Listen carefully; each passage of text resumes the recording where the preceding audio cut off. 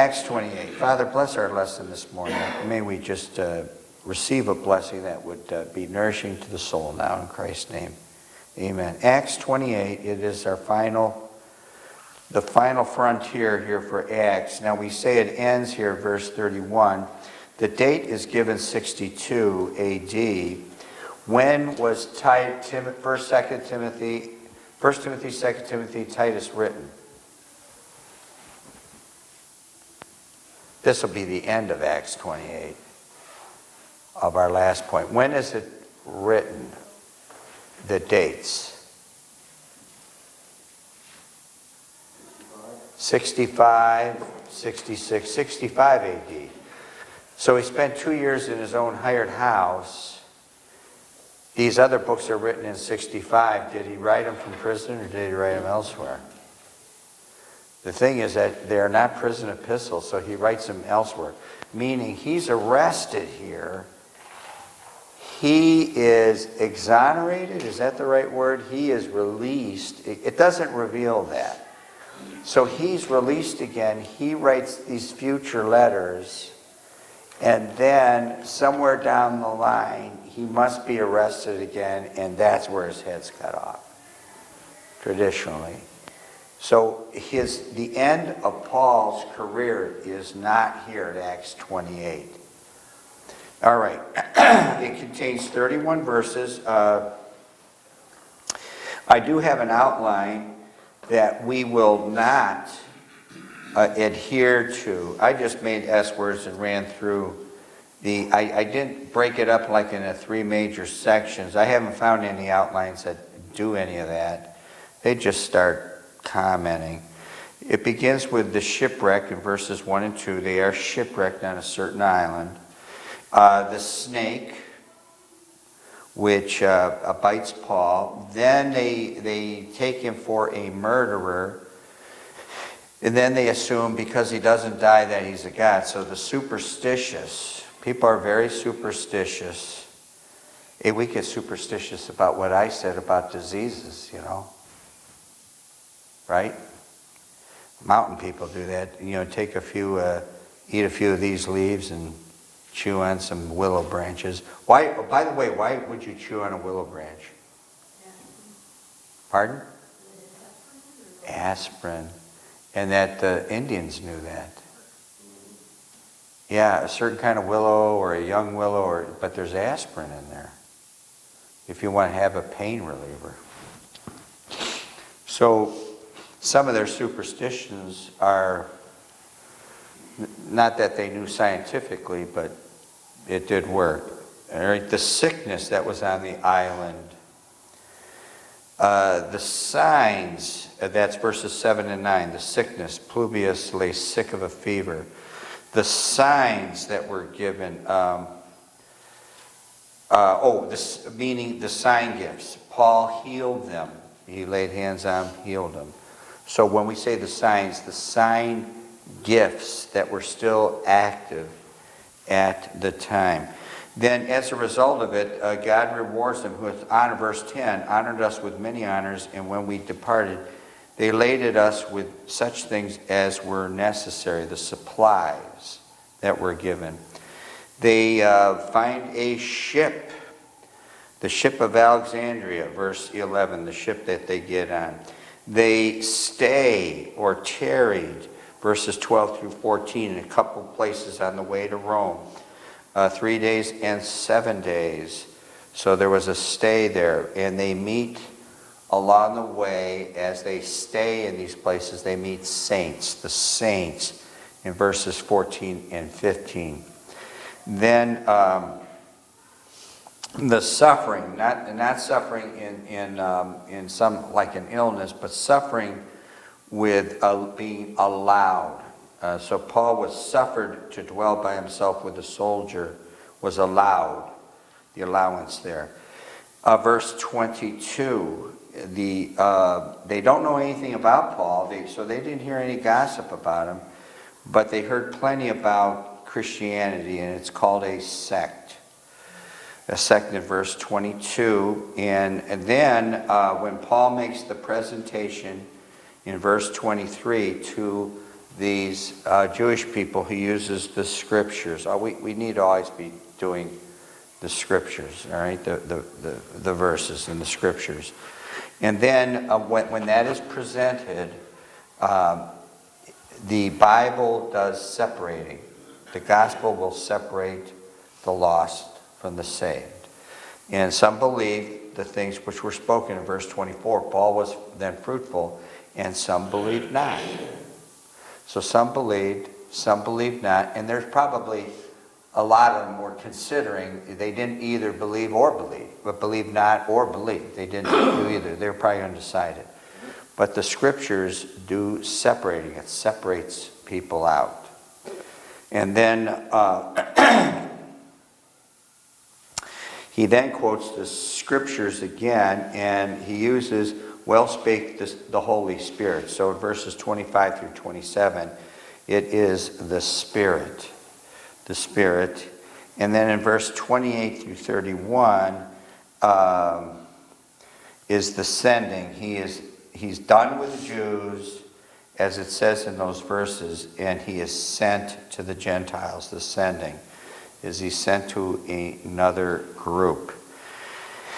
And then I conclude, without any verses is the sentence of Paul. So the idea here is that he is probably released because they don't have any. What's the problem for the Democrats and the president right now? What is the problem with the now? For some people, this isn't going to hold true, but for half the country, but the other half is, what's the problem with the articles of impeachment against the president? It's not based on any fact. And that was the problem they had with Paul sending him, is what are we going to accuse him of?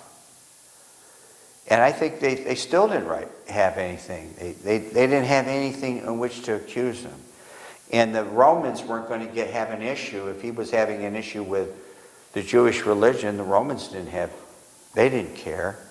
So when push came to shove, they didn't have anything in which to accuse him of. Of the two articles, which one are they going to say they're going to throw out right from the get-go? Now, I don't know. I haven't followed it for the last 2 weeks. Because usually 2 weeks at Christmas time, it's lay off Hillary week. Give Hillary a break for 2 weeks. Which of the articles are they going to, I thought they said they're going to just throw out. Oh, both of them. Well, the one is where obstruction is that he didn't. But the fact is that he has executive privilege, meaning he can go to court. The court decides. Is the Democrats didn't want to wait for that, and they all do that. And then the Democrats are guilty of the same thing they're doing. Whatever they're accusing him of is the obstruction one, because he's not obstructing. He says he wants to go to the third branch and let the courts decide. The courts could decide against Trump. Then he has to abide by the subpoena. And that's what they're accusing him of obstructing. But they didn't want to give it time. So they're saying they could just throw that out, that won't hold water to begin with. They're making this up on the fly.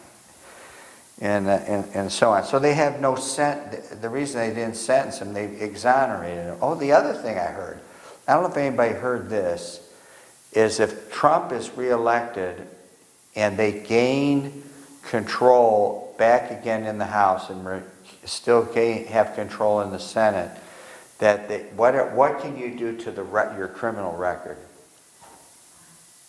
What's that called? Yes. Is that they're just going to expunge, what is that? Expunge? Yes. I always heard of expunge. Expunge, E-S or E-X? I don't know. E-X, expunge. That they're just going to remove this from the record. That they're going to expunge all the accusations, get rid of it, because it's all based on nonsense. And then the whole country will still know it happened. And the whole country will still, no matter which way it goes, it doesn't matter. It will never be forgotten. It will never be forgotten. forgot. But that they want to expunge it from the record and just take it off. I've heard that. Anybody else hear that? I only heard it one time from a... I haven't been following this at all.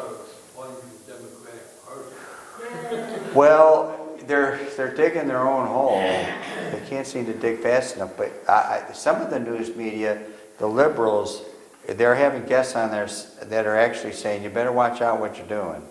Occasionally they have a few that say that you're going down the wrong road here. And that the president really is not guilty and you better be careful. They do have people coming out doing that. And other things, I can't think of what it is right now. But the sentence, they had really nothing to accuse Paul of. Certainly he wasn't a robber of churches, a murderer, etc. He was not in any of those things that Rome would be interested in finding a person guilty that would go against just your standard 10 Commandments and so on. All right, verse 1. And when they were escaped, they escaped. The rapture is as if we had escaped or had been stolen away. That we escaped or had stolen away. Give me a good verse for that. That we were either stolen, escaped by night. As a what in the night? And where do you find that? See, the idea is exercising our mind is that you have read the Bible through enough and have heard enough over 30 years. There are new things in there that we haven't seen. I'm not saying that there's not new things we can't learn. There's younger people here who have never heard it. And when we say young people, young in the Lord, they could be older people, but young in the Lord haven't heard it because they haven't read it through so many times. But by word association, you should be able to, just come up with verses. It should just pop into your head then. So where do you find that? Thief in the night, escaped. If you were guessing. No, not there.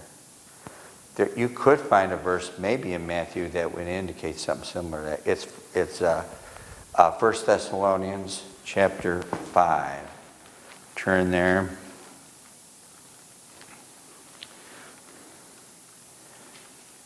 First Thessalonians chapter 5, verses 1 through 5. We're not in darkness, the world is in darkness. Verse 5, ye are all the children of light and the children of the day. We are not of the night or of darkness. Overtake you as a thief. Perfectly, verse 2, that the day of the Lord so cometh as a thief in the night. So it's as if we escaped. And sometimes we escape at night. Sometimes it's as a thief in the night. Now, we have to compare it to what it says here in the Bible. As a thief in the night, getting the valuables. How do people get out of maximum security, though? They generally don't escape at night. How do they escape? Man, we went up there to that Justice Center. There's no way to give them a file. There's no way to get out of there. We barely got in it, let alone get out. How do they get out? They what? To be legally released. Well, let's go to the escape route. Oh, you mean a breakout? A breakout. On the way to the courthouse, on the way to the doctor, on the way to the hospital? On the way to the doctor, that's one way. The way to the doctor, to the courthouse, they do that. The other is that they dress up in the kitchen gear and walk out with the cooks, in a group session. And they're kind of missed that way, where they walk out that way. That's another way. But it's not usually at night and hidden and stolen way. Hidden in plain sight. It's generally in plain sight. Yeah, hidden in plain sight. Hidden in plain sight. But they escape as the rapture. We escape. I was thinking of Matthew 24. Oh, yeah, you know what? That all ties in there. Yeah, I was going to say, yeah, Matthew 24 and 25, that all ties in with the rapture, and that ties in with Revelation chapter 6. Matthew, it does say escape? No, it says a thief. Oh, as a thief. Yeah. In Matthew, you're right. You're right. That is another good spot. And that is the sermon. Which sermon is that called? Well, my chapter heading says Olivet Discourse. It's the Olivet Discourse. The Olivet Discourse. Okay, Melita, the modern day Malta, which means honey. It is in your lexicon. It does.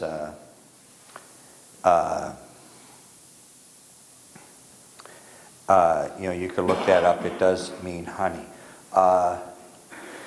In the sermon, there was a word that I looked up that I'm using, expense. To be expensed out in money, the expense of something. How many times do you think that appears in the Bible? Expense. Like something that's expensive. It appears twice. And it's about the same topic, I think within a verse of each other. Expense. And, okay, that's neither here nor there. It was that we could learn new things from the Bible. Once we say these things enough, and it doesn't mean the pastor remembers. A year from now, you could ask me, how many times does expense show up? And I'll say, boy, I don't know. Doesn't mean I'll remember. All right, to the island. They escape to an island cast upon, not by luck or chance, but by God's providence. Acts 27, verse 26. Acts 27, verse 26. Howbeit we must be cast upon a certain island. So this being cast upon this island is God's providence, and obviously this all points to heaven. Will be our final resting place, and that shore. Now, verse 2. It says to a barbarous people. To a barbarous. When we think of a barbarous people, what do we think of? Two different meanings for a barbarian.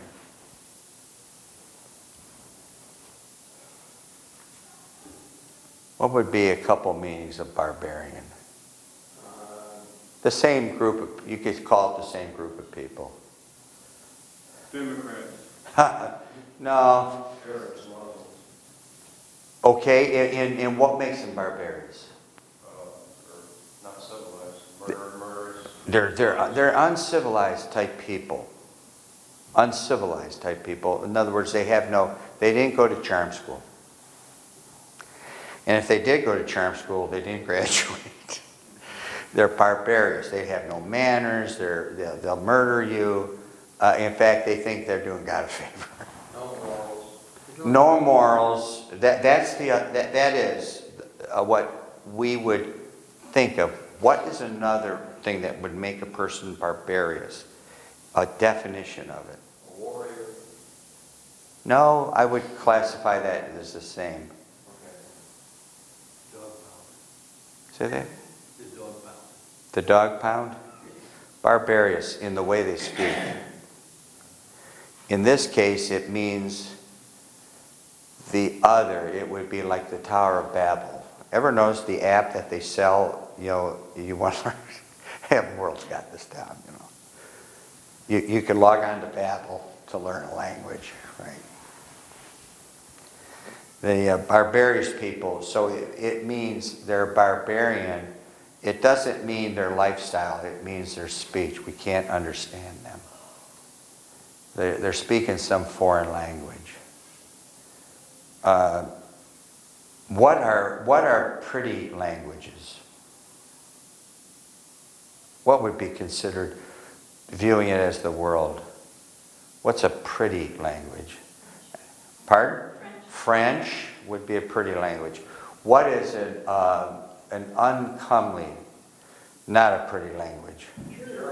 German. Achtung. Yeah, that's not considered a pretty language. I don't know what makes it, it's just the way it comes across or sounds. In the weekly Sun newspaper, they'll have like a filler that they'll put in the classified ad. And it'll be how different languages say this word. And this week it was memory. And in English, and in French, and Italian, and Spanish, memory sounds very familiar. Then you get the German. And instead of being like some version of memory, it's like... Yeah, it's not a pretty language. It's just the way it is.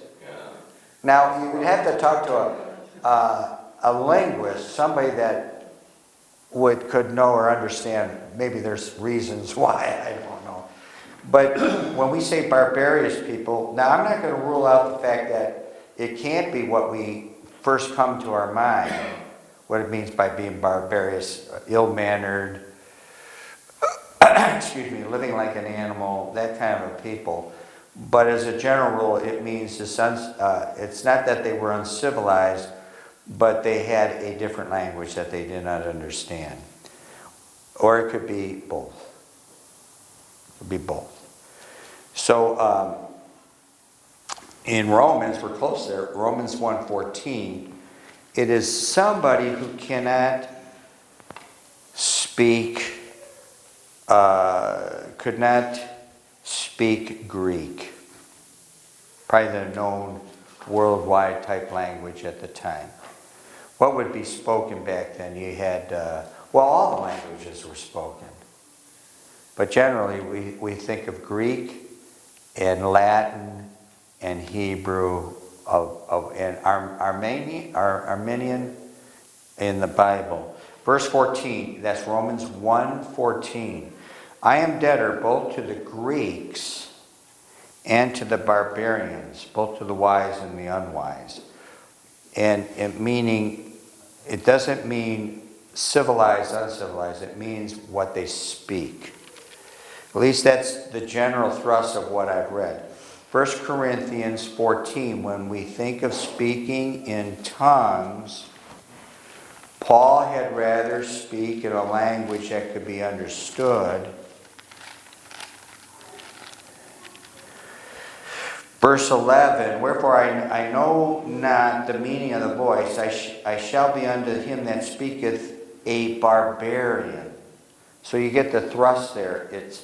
It's not the person's lifestyle, it is the speech that the words that they use. It is a language that's foreign to them. So that's what the barbarous people is. It showed us no little kindness. Now, if they are received us, everyone, because of the president, let's see. The barbarous people showed us no little kindness. If you landed on an island of our first definition of a barbarous people, they're pulling out the black pot, lighting the fire under it, and then they're sizing you up for a lunch engagement. For a what? I mean, you're going to be the hamburger for the day. And that's what they're lining you up for. So it doesn't point to that type. After looking at those verses, you can see it's not, in considering that they showed no little kindness, they're not cannibals and going to club you over the head for fear you're invading our country. On and on it goes. It means something with their speech. Probably because of where they landed, and then travel wasn't FedEx, it was over the land, but mainly by sea, and these are seaports that they met a lot of different people. So they probably had an influx of various types of people. And so they had different cultures, and they were civilized. It's just that it was their language that made them different. Somebody who cannot speak Greek, they showed us no little kindness. They were hospitable. They did not prey upon the situation. They didn't rob them. Let's see what we can get off of them. They didn't do that. It was the idea here. Also, it was cold and it was raining. So most likely they shore in here for 3 months. They shore in here for 3 months before they take off. So what are the 3 months that you're going to hunker down here? What are the 3 months? Pardon? Okay, January and February, probably December. December, January, February. Now what I read, this is probably October, November.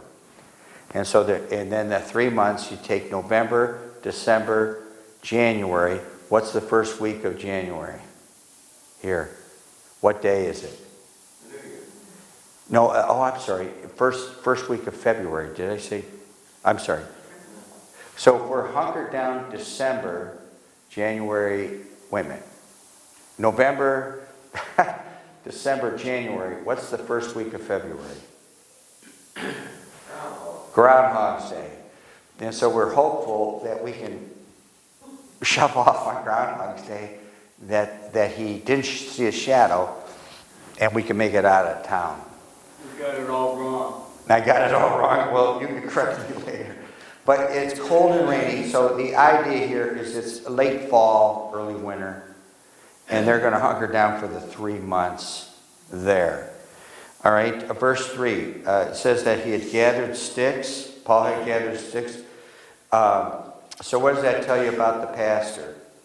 If he went out, listen, he's an apostle. He's pastored. He's an apostle. He's been through it all. He's a prophet, an evangelist. That's the other one. Thank you. Those are the 4. He's all of those things, and a teacher. So what does this show you about him? He went and gathered sticks. Other than that, he was cold. What does it show you? Pardon? He's not afraid to get his hands dirty. All right, so yesterday, ladies, the washroom is not, the out of order sign came off of the door. So I got in there and I changed the valve in there. So that's all settled.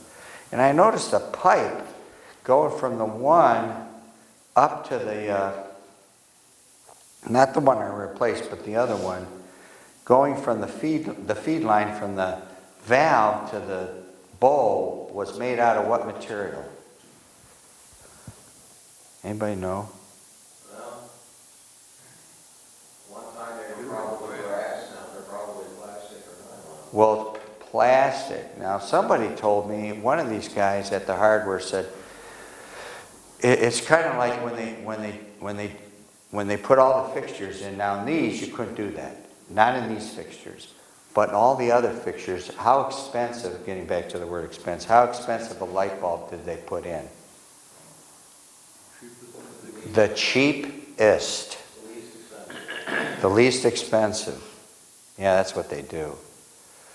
And so what kind of a pipe did you put in from the feed line to the tank is the least expensive. And then some guy told me that what can happen to that, if it's pinched or something, what could happen while you're gone? It could split and burst, and you know what you got? You got one major insurance claim. And if you don't have the standard house today, then you could get the standard maintenance man in there or repairman to fix it. But if you got specialty things in your house, forget it, man. You're going to be up a creek. So they put in the cheapest. And so I noticed, I look at the plumbing, I look at that and I think, well, why is it like this and why is it like that? And then it was like this. We had to put in all of our own underground stuff here. I didn't want to do that, but all right, let's do it. They had a jackhammer up in there. The jackhammers came in. They had a jackhammer because the waste lines were in the wrong spot. I mean, you can't put the toilet here if the waste line's not there. Once it was concreted in there, was that a hassle? They had to get in there and jackhammer it. It was our fault. It was our fault. Anyway, he's not afraid to get his hands dirty. I look at a famous, one had died a year or two ago, Peter S. Ruckman. We went down there to hear him preach. We went to the Armpit of America. We went to the college, and I walked in the auditorium. I think it holds 5,000. I walked in there and I told the wife, I said, I don't want to come here. Now, Molly went to school there for a semester, and I decided, and I heard what was said there at one time. I said, oh man, you can't. And I said, we're going to go across town. So we went across town. The guy had to be 80, in his young 80s. He led the singing for Sunday school, taught Sunday school, and did the preaching. He did not do the song leading for the preaching, but he was still going full blast, man. Full blast. And he's not afraid to get his hands dirty. God forbid we think it's time to be sent out to pasture and not get our hands dirty, at times. And sometimes it just, you got to take the bull by the horns. Acts 27, verse 19. 27, verse 19. There, when it came for the undergirding of the ship. Remember we said they probably put ropes around it because the boards were coming off. I don't know what they call those boards on a ship. Not like clapboards on a house. What do they call those boards? Anybody know what they call those? Term those? I'm not sure.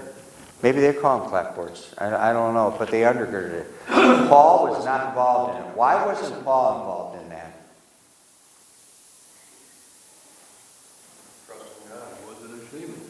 He wasn't a seaman. He probably couldn't do it. Probably physically wasn't able to do it. Didn't know how to coach to do it. He could pray for them, help them get it done. He didn't participate in it.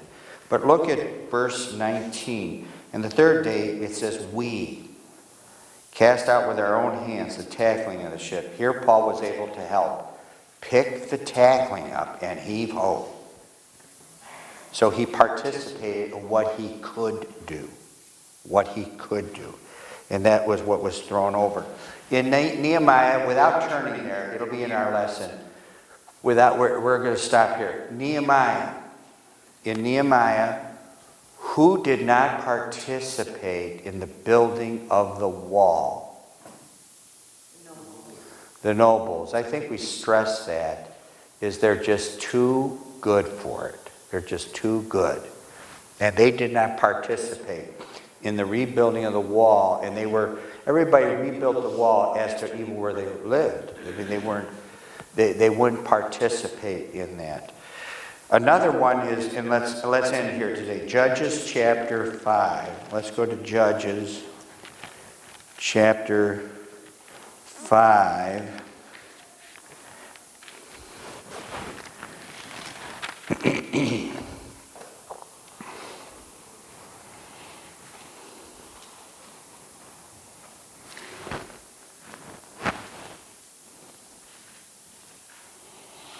Curse ye, it says, Miraz, said the angel of the Lord, curse ye bitterly the inhabitants thereof, because they came not to the help of the Lord, against the mighty. In other words, they didn't come when it was time. You can find situations like that throughout the Bible. It was Gideon, he asked for help, remember? And they didn't come, and he said, boy, I'm coming back, and you guys are getting it.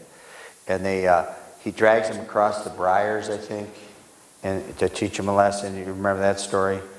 And so on. We need to help where we're able to help. Lately, I've taken up drawing again, and trying to, the reason isn't necessarily for me. Why would I be taking up art? I got two art tables. This is all, let's say, a year ago. I got big sketch pads.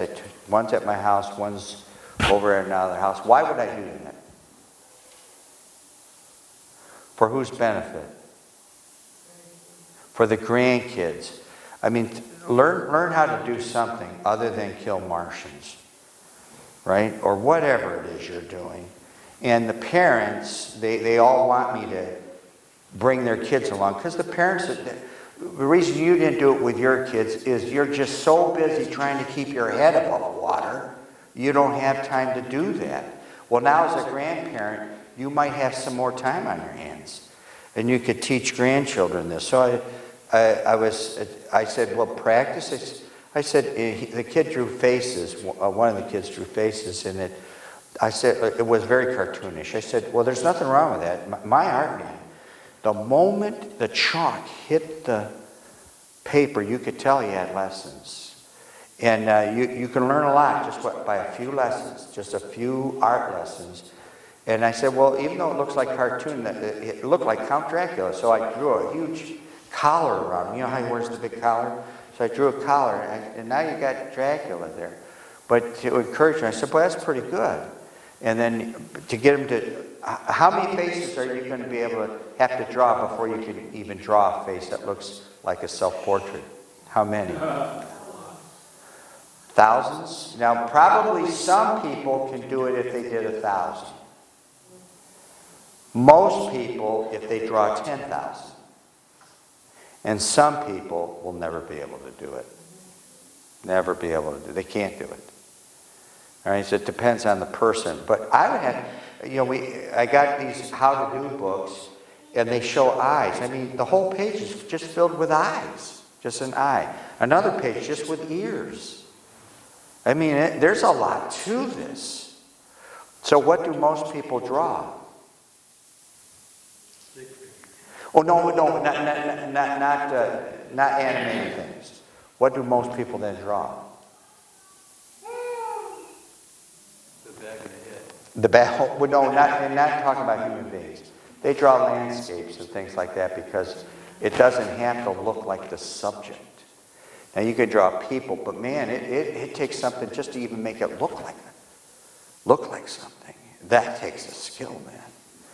But a lot goes into it. So it made me think in this past year, so I started drawing again, had some time while I'm watching Fox News. I'll draw a picture. I put it on mute and I'll draw a picture. And I said, well, what is this then to stop me from doing what? Now, if I'm drawing this picture, I draw here. I don't have a lot of time to draw here. I got to get it up quick. So what's to stop me from going downtown and doing it? Peter S. Ruckman did that all the time. And he didn't take 30 people down there with him. He probably went alone. What's to stop you from getting an easel, putting it up there, and just draw a drawing. Don't even preach. Just draw a drawing. People walk by and see what you're drawing, right? So I came up with some drawings and some thoughts of what I could draw that would get people to think about salvation. I mean, how are you going to kill for the preacher, he has to kill his Monday. And for most of you, what day do you normally kill? For most working people. They kill Saturday. Well, there's a day off when you could kill, where you could go down there in the summer and do something, right? That's only one suggestion. But Paul was not afraid to work. And is Paul older at this time? Right? And I can boss really easy. With the grandkids, go gather the sticks. I can do that really easy. But he wasn't, the grandkids weren't there to do that. He didn't have that privilege. Father, bless now the preaching. In Christ's name.